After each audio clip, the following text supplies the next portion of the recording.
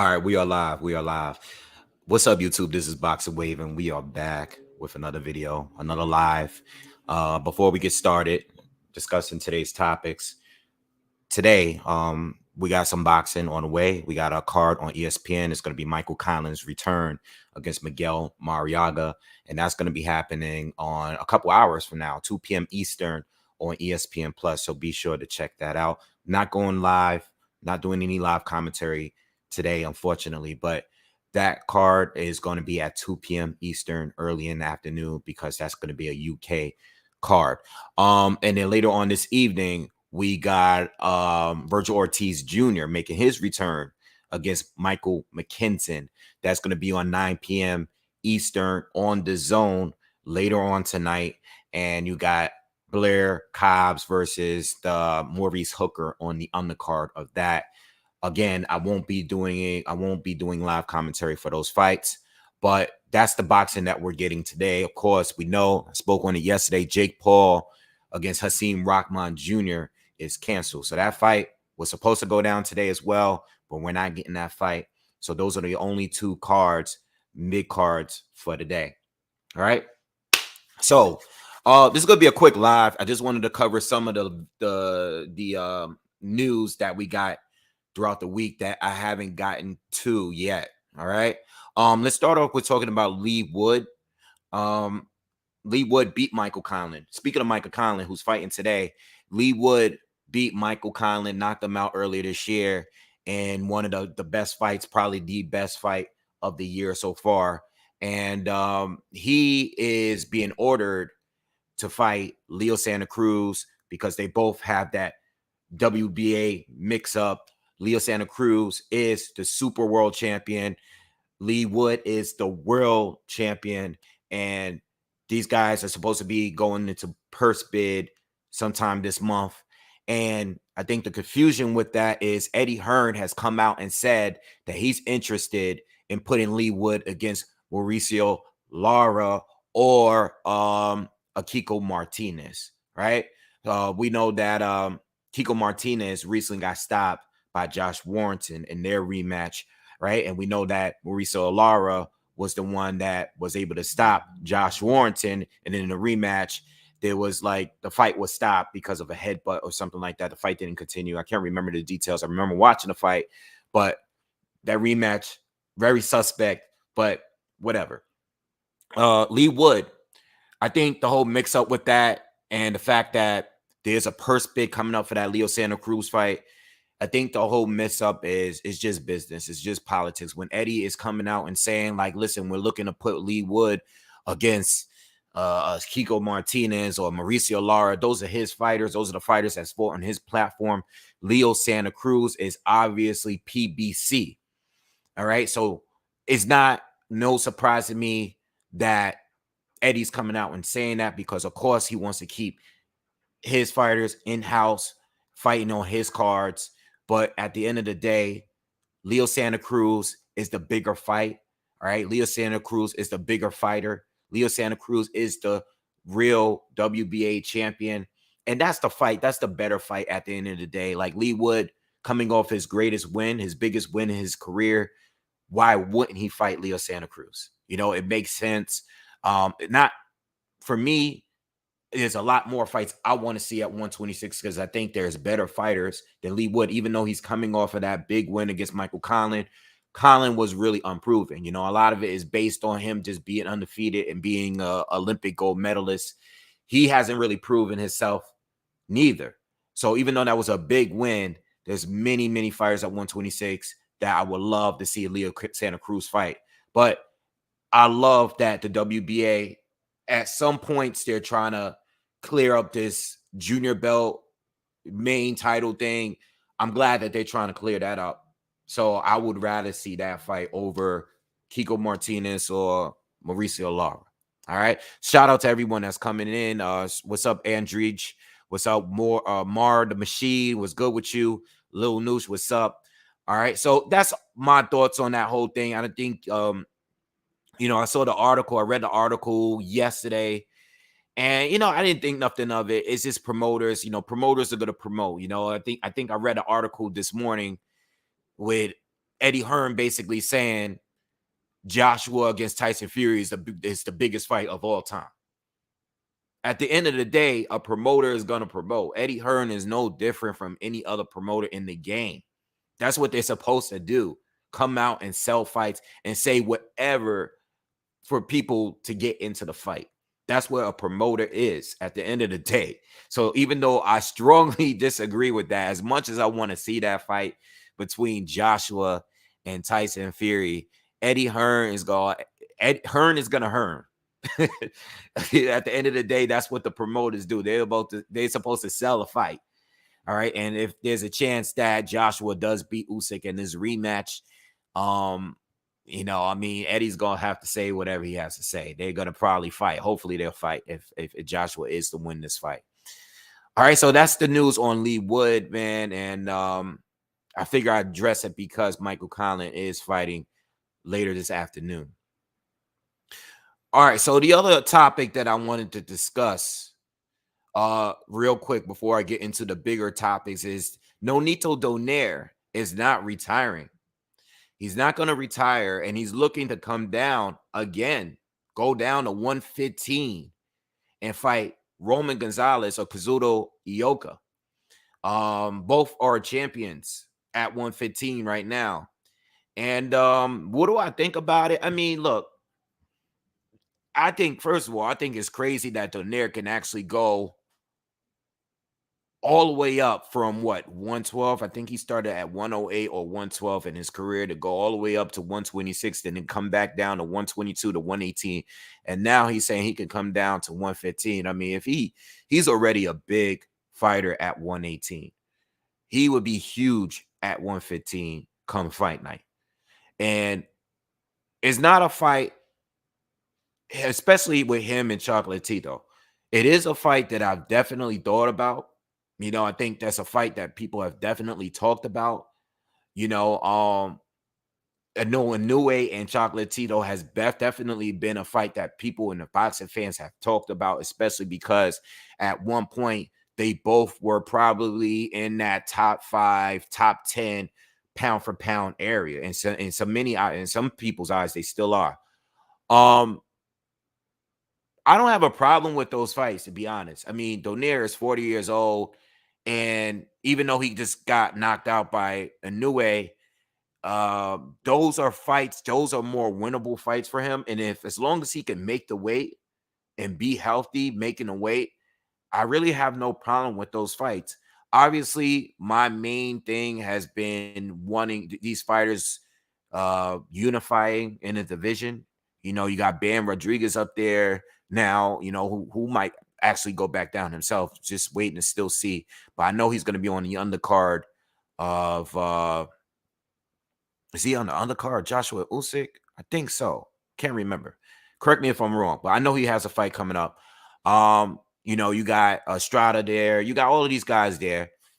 And for Donaire to come down and fight like a Chocolatito, it's not a bad fight. It's a big fight. It's a big name for the both of them to have on their resumes. So, I mean, it's good. It's just, Donaire is really, really big, and I feel like at this point it's kind of weight bullying, because I feel like he's weight bullying already at 118. But at the end of the day, if you can make the weight, if you can actually make the weight and come down and drop down and make weight, I don't have a problem with it. Is if you can make the weight, then that's fine. I guess I'm only saying that because Donaire has actually became a champion at the higher weight, and now he's moving down to collect more titles, But I really don't have a problem with it. I mean, if the fight is there, if the fight could be made, who's going to complain about it? All right. Plus, he's at the end of his career. I think if he is to move down and fight Ioka or fight Chocolatito and lose again, I think, all right, our time to really, really hang it up, But he still wants that big win. I think he's still not done. I don't think he feels like he's done. I think he still wants a big win. I mean, losing to a Inoue is not a bad loss. It's definitely not a bad loss. All right, but we just got to wait and see how that's going to play out and how that goes down. All right, so moving on. Let's talk Let's talk Regis Prograis against Jose Zepeda. This fight has been recently ordered by the WBC, and this is great news in my opinion. This is amazing news in my opinion because Jose Ramirez was ordered to fight Jose Zepeda in a rematch for that title. This title was recently vacated or stripped from Josh Taylor, right? Josh Taylor is going to be looking to fight Jack Catterall in that rematch, and he was able to drop two of the belts. And I love this fight. I've been wanting a fight with Regis Prograis, a good fight, a top tier fight since he lost to Josh Taylor.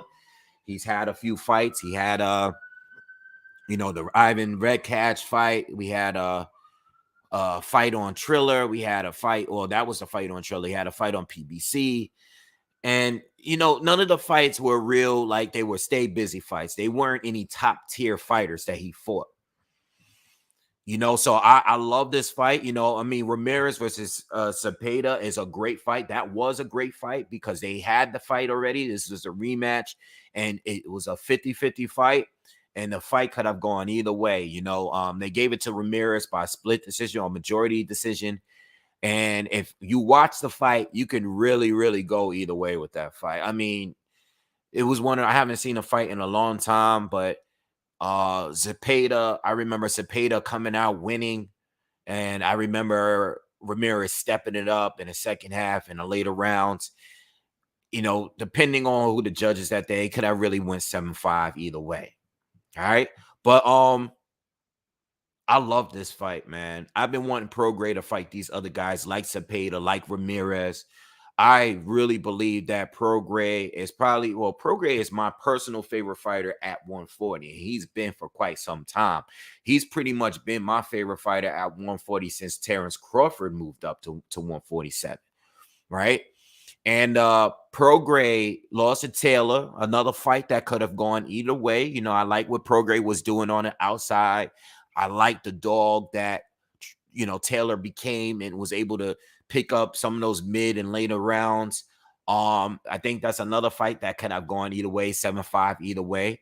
So Prograis has that one loss, but it wasn't a dominant loss. It was a fight that could have gone either way. Some people still say that they think that Prograis won the fight. And Zepeda is good. Zepeda is, he has 2 losses on his career. Terry Flanagan, which was years ago. He lost to him years ago. He lost to Ramirez, which was a majority decision, like I said. He had some recent fights, one against Baranchek, which was one of the fights of the year of last year, either last year or the year before, 2019, I believe. I believe early 2019. But Zepeda had a crazy knockout against Baranchek, right? Beats Baranchek. Had a tough fight with Hank Lundy in a fight that I don't think he looked good at all. One of the worst performances that I've seen him in at that point. Wasn't too sure how much he had left. I mean, it was one of those performances where you had to really question where Zepeda is at. And then I saw the fight with Jose Vargas, all right, the local Jose Vargas from the Bronx here. And he knocks him out early. And it went viral because Jose was doing the most leading up to that fight. Jose looked terrible in that fight, got knocked out quick, and got knocked out in his following fight. But regardless, Zepeda looked good in that fight against a very inexperienced Jose Vargas. I believe, and the guy said this the other day when we was on a panel on D-Style Boxing, Zepeda might fight on the level of his opponents. Meaning that when he has to step up, like the Ramirez fight, we see a better version of him.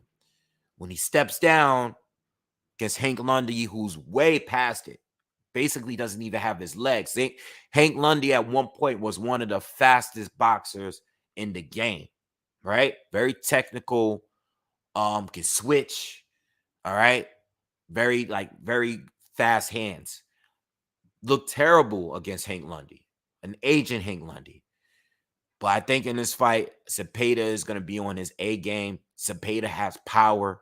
Regis Prograis has power. It is what it is. I'm personally picking Regis Prograis to win with his power. And I think with the lack of defense with Zepeda, Zepeda is not that good defensively, in my opinion. And we seen him hurt.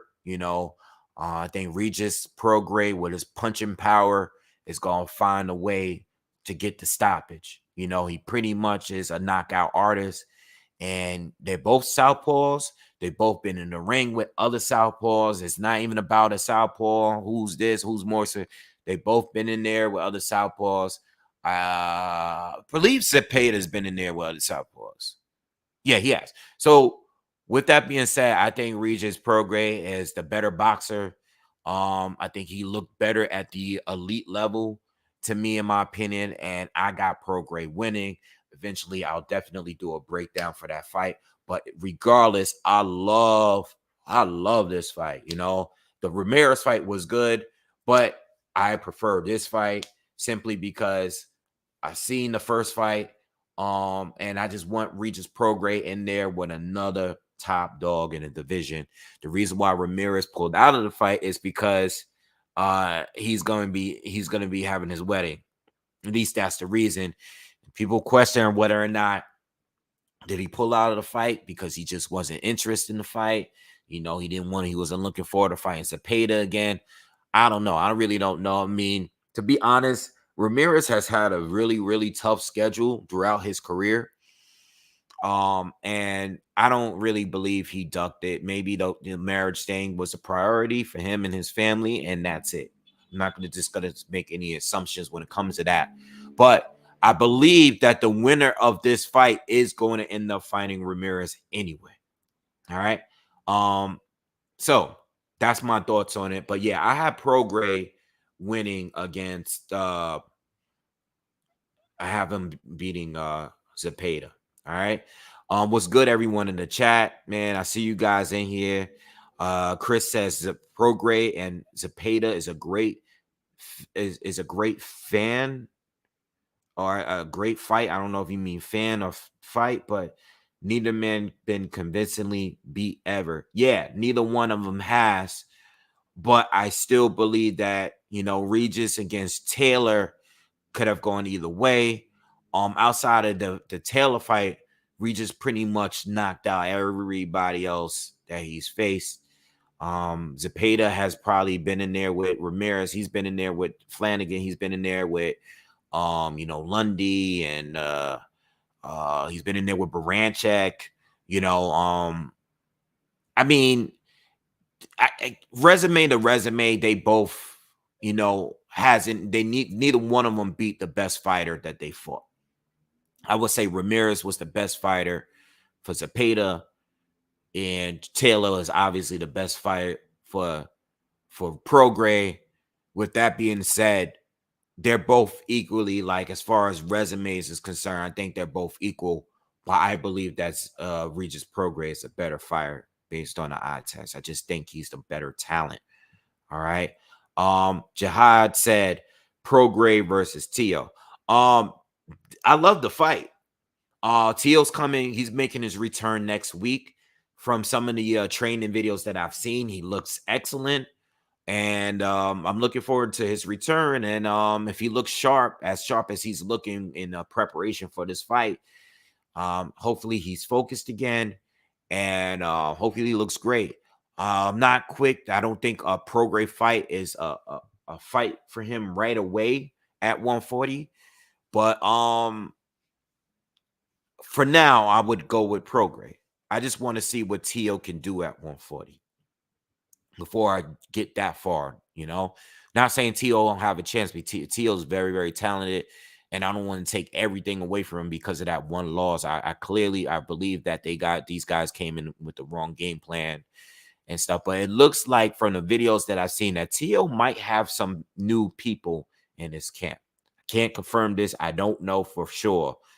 But I've seen him in the training videos, and it looks like he might have some new people in his camp. All right, what's up, B More? B More said, "What's good, Wave? I've been a fan of Regis, and I got him stopping Zepeda in a decent scrap, but I've never seen Regis hurt yet. Regis has a granite chin, man. Yeah, I haven't seen Regis hurt either. And I know he's fought 2 punchers. You know, I know he's fought Josh Taylor. And I know he's fought what's the other guy name he fought in the World Boxing Super Series? Damn, I can't think of his name. The fighter he beat right before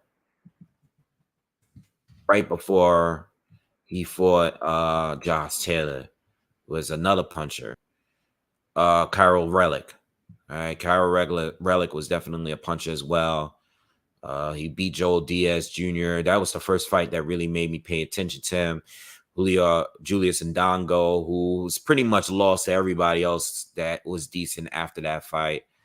And yeah, Regis Prograis beat Terry Flanagan very easily. So yes, they do have one fighter in in common. All right, but anyway, I got Regis Prograis winning. All right. What do we got next? Parker versus Joyce. I did see the press conference yesterday, and I love the fight, man. I love this fight. In fact, I do believe that it's a 50-50 fight. You know, I honestly think that Parker's victory over Derek Chisora was in a rematch, was the best performance that we got for him in a long time. You know, ever since, Parker fought Joshua and then fought Dillian White, I feel like his fights weren't that impressive. He came on strong and almost came around and beat White. He almost stopped White late. But all of the fights after that weren't that impressive to me. He fought Flores, he fought Leopai, he fought Winters, he fought Junior Fa, he fought Derek Chisora in the first fight. People thought that Chisora was robbed, and then the rematch he dominated him, in my opinion. And I like Joseph Parker. I'm not saying I like him for this fight, but I like the way he looked in his last fight. The Chisora rematch was the best I've seen him in a long time. He looked to be in good shape. All right, he looked to be in good shape. He fought well. He showed power. He boxed good. And he looked consistent.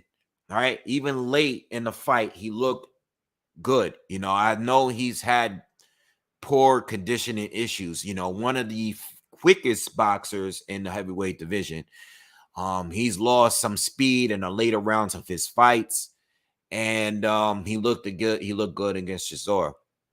And then you have Joe Joyce, who's a complete monster. He stopped just about everybody he's fought, except Brian Jennings. Brian Jennings was the only one that's given him a really good challenge. Not saying that Dubois didn't, because Dubois did give him a good fight all the way up until he got stopped, But Brian Jennings is stylistically the guy you wouldn't want to watch. I think people, and I'm going to do so myself, Brian Jennings is the only boxer that I've seen Joe Joyce have trouble with.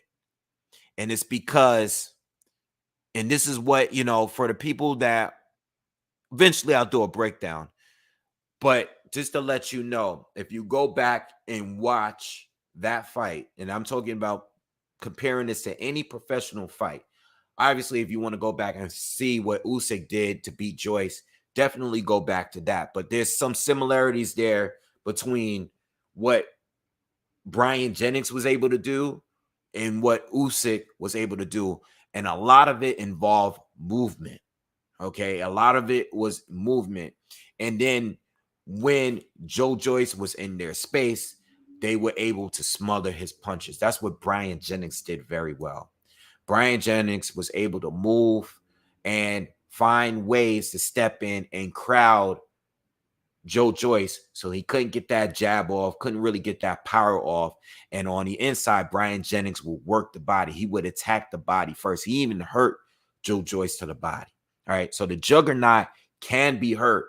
I know up top he hasn't been hurt professionally. He has been hurt. He's been walking through everybody he's faced.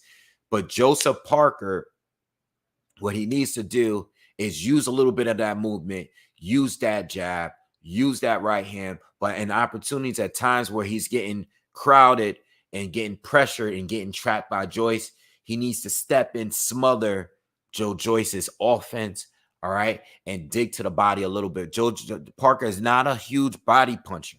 I think Brian Jennings is definitely the better body puncher. I think Parker is the better athlete. I think Parker is the better boxer overall. You know, I think he's a better talent than Brian Jennings. But what Brian Jennings can do well is not only is he a good athlete, but he's a good body puncher. He can work on the inside and he has great cardio. He's always in shape. And I think that is why he looks so good against Joe Joyce. I mean, even in the loss, I mean, he clearly lost the fight, but he did well against Joe Joyce. And I think people need to look at that fight and even go back and look at the Usyk fight with Joe Joyce before they went pro. Look at those fights and see exactly how to beat Joe Joyce. So I think Joyce can be beaten. I just don't know if Parker is going to be able to do it, you know? My biggest issue with Joseph Parker is I think he has the talent. I think he has the ability to beat most heavyweights, right? I think he's just underneath the top tier heavyweights in, you know, Fury, Wilder, Joshua, and Usyk. I think he's just below those guys. But I also believe that Joe Joyce is just below those guys as well. And I think the biggest problem with Joseph Parker is that he lacks that killer instinct. I personally believe that he should have stopped Chisora in that rematch. I think if he had stepped on the gas against Dillian White earlier in the fight, he probably would have hurt White and might have even stopped him at some point, like he did in the fourth or in the 12th round. I'm sorry, the 12th round. So I think that if Parker had more killing instinct, I think if he went in there really wanting to knock guys out and get the stoppage instead of just breeze into a victory, I think he would be a better. But I just don't believe he has that killer instinct. I think he likes to just win and be comfortable in winning. You know, even if he has you hurt, he rarely actually tries to get you out of there. He's not a finisher like that. And I think that's Parker's biggest flaw. And in this fight, you're fighting a guy that's only in there to knock you out. There's not a fighter that's looking to win on points. He's in there to knock you out. He's there to trap you, punish you, out jab you, outwork you, and just come forward. You know, Parker is a guy that's going to have to really attack Joe Joyce. He's going to have to do it because just being slippery and setting traps, Parker is good at that.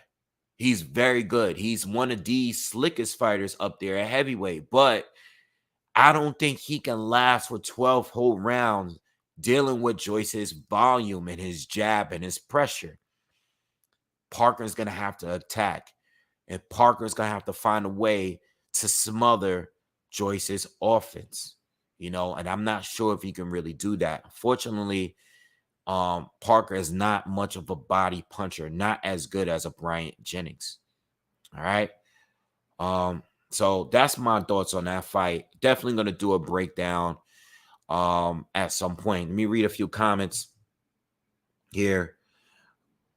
Gabriel, what's up, man? Thank you for joining the live. Yeah, you know, because the live, I don't normally schedule the lives hours before the live. You know, normally if I had the time to jump on, I'll just jump on real quick, and that's what I do. You know, so, you know, apologize for that. But yeah, you catching me live, and thank you for being here. And please, everyone that's here, please, if you are here, with 54 people here, let's get all those like up. Please, everyone, hit that thumbs up for me and share the video if you can. But definitely hit that thumbs up for me if you can. Appreciate it. All right. Gabriel says he thinks Joyce beats Parker. Yeah, and I think Joyce is the easier pick to me. I think it's the smarter pick. Based on his pressure and based on Parker not really having that killer instinct, man. I think he has the ability to beat Joyce, But I also think that Joyce is like he's shown to be unstoppable. We gotta just wait and see. Icky Sun says, what has been keeping Joe Joyce till now? It's his chin and his physical strength. Yeah, I don't think Joyce he's not the best fighter to watch. I personally is not a fan of watching his fights because of the way he fights. I think the way he fights is very effective as far as bringing pressure and the high volume and his hammer jab, his hammer fist jab. But I don't prefer to watch him. He's extremely slow. He moves very awkwardly. But he's big. He's he's powerful. And a lot of people like to compare him into the older George Foreman, the 90s version of George Foreman. And I see the comparisons. All right. But I love George Foreman. I like Big George. All right. Ralph says Parker was aggressive versus Chisora. He will beat Joe Joyce since he will take it serious. Well, I hope so. And coming off that win makes it more believable, because you just fought a pressure fighter and you looked aggressive. I think he looked aggressive, but the points where he didn't look aggressive and when he had Chisora hurt, the few times he had him hurt, he always backed off and continued to win by points. He didn't really want to put him away. Paulo says, I feel Joe Parker is too robotic and doesn't have the KO power like the top dudes. I bet Frank Marty. Well, Parker don't have the biggest power, but I think he has respectable power, and I think he can hurt the top guys out there. He's proven to hurt Jared Chisora. He's proven to hurt Dillian White. I think his power is real. I don't think he has the biggest power up there, but I think his power is very real, and I think he's capable of hurting anyone if he lands clean enough. All right. So anyway, let's move on. And my last topic of the day, Deontay Wilder, which I've made videos basically discussing Wilder and his return. Now we actually seeing him actually training. All right, there's videos of him training. There's pictures of him training. He's back working. He's back in the gym. We recently see a video of him in the UFC. I believe he was in the UFC gym, and the UFC heavyweight champ Francis Ngannou came and showed respect to him while he was in the ring, prepping and getting ready. All right, so Wilder is back, and his manager Shelly Finkel basically said that we're looking to have an announcement soon on his return. And usually when they say this, as early as next week, usually when I hear stuff like that, I feel like things are done, everything is set. They just basically waiting to deliver the news on his next opponent. And I've made countless videos on who potential opponents may be. We know Robert Helenius is probably the number one guy because his name has been brought up in recent months, ever since back when he beat Adam Konoski in the rematch. We've been hearing about Robert Helenius being his next opponent. All right, it's an easy fight to make. The two are very, they are cool and they are very familiar with each other. And I can see that fight actually happening. All right, with no problems. So there's also other fighters out there like the Marizin who just beat Adam Konoski as well last week. So that's another potential opponent. I mean, he's been with the PBC as well. I always think PBC first. I know that Daniel Dubois was a name mentioned that Frank Warren would love to make a fight between Robert Helenius and Daniel Dubois.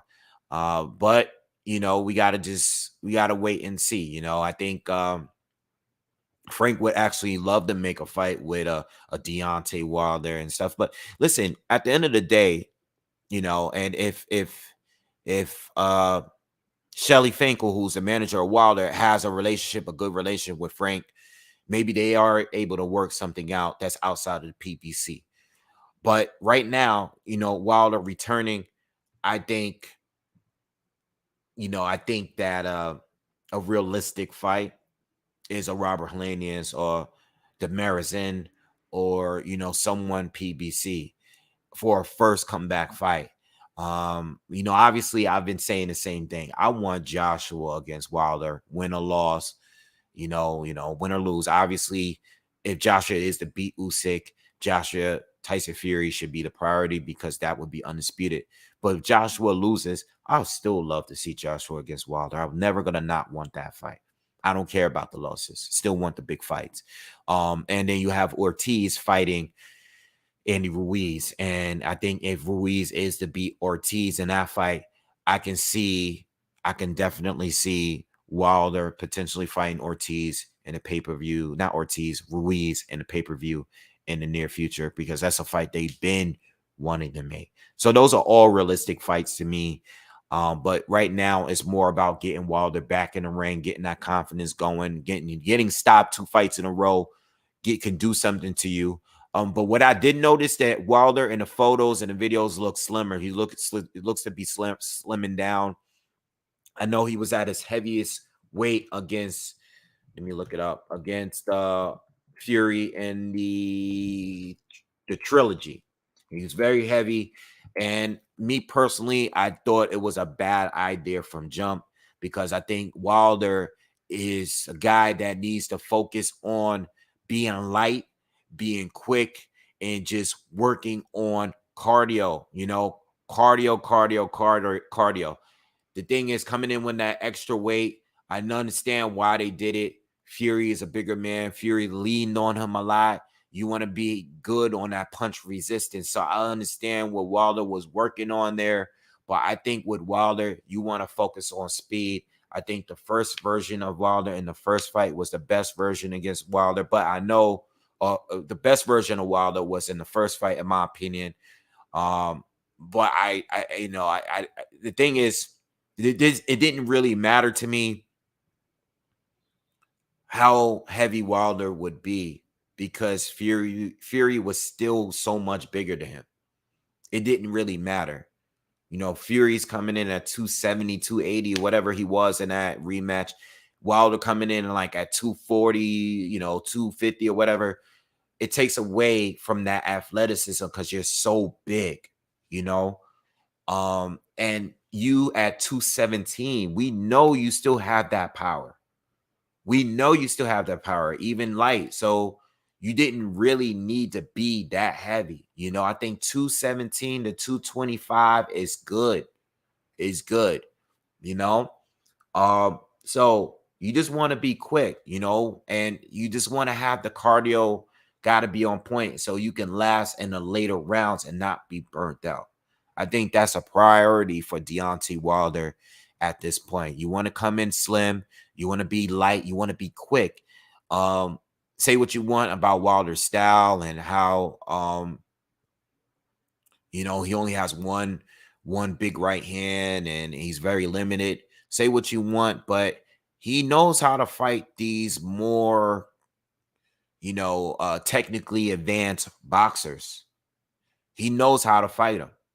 He may be limited as far as his arsenal, but he knows how to fight them. Luis Ortiz was a highly technical southpaw fighter, and Wilder knew exactly what to do against him. All right. Even with Tyson Fury, knocking a fighter on his level, people say that he's the greatest of this generation. Well, in 3 fights, Wilder was able to drop him 4 times. That still says a lot. So Wilder does know how to fight these more technical boxers. And I think regardless of who he faces, he needs to be quick and he needs to have great cardio so he can last in the later rounds. I think those are the 2 big things. Be light, be quick, and have great stamina in the later rounds. Punch resistance, I get it. You want to be heavier and stuff like that. But all these other opponents, if they're not Fury, none of them are Tyson Fury. None of them are Tyson Fury. So you want to focus on speed, movement, be able to get in and out of danger, So I'm glad to see that he's slimming down because that's where he belongs. I don't think he belongs anywhere near over 230. I think 230 is the absolute limit for Wilder. Focus on speed, focused on movement and cardio. All right. Yeah, so that's my thoughts on Wilder and his return fight. Dark says the plan for PBC is to make Wilder versus Ruiz next year. Wilder probably fight Helenius or Charles Martin next. Yeah. I think Helenius is set. Charles Martin's coming off a knockout loss against Ortiz. And I don't think Martin is. I mean, I'm not saying I won't be surprised if Martin is an opponent, right? But I think Helenius is right because Helenius is an orthodox fighter. And better prep for a future opponent, in my opinion. For the options that's available, Charles Martin's a southpaw. I think he wants to get in there with another orthodox fighter, get him in a good rhythm, and get him ready to fight Ruiz. If Ruiz is to beat Ortiz, if Ortiz beat Ruiz, then that kind of messes up that back, and then maybe you start looking at other options. I see someone say something about, Gabriel said something.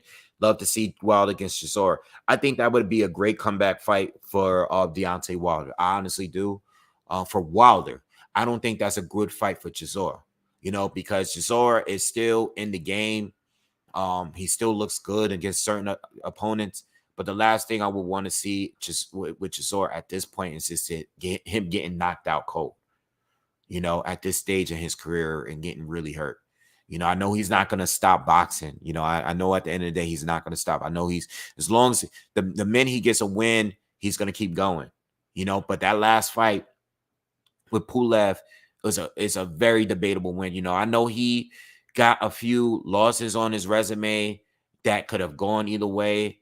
Some say that he got robbed a couple times, but in that fight there, that is one fight that I think that he got the nod in the close fight that could have easily been won for Pulev.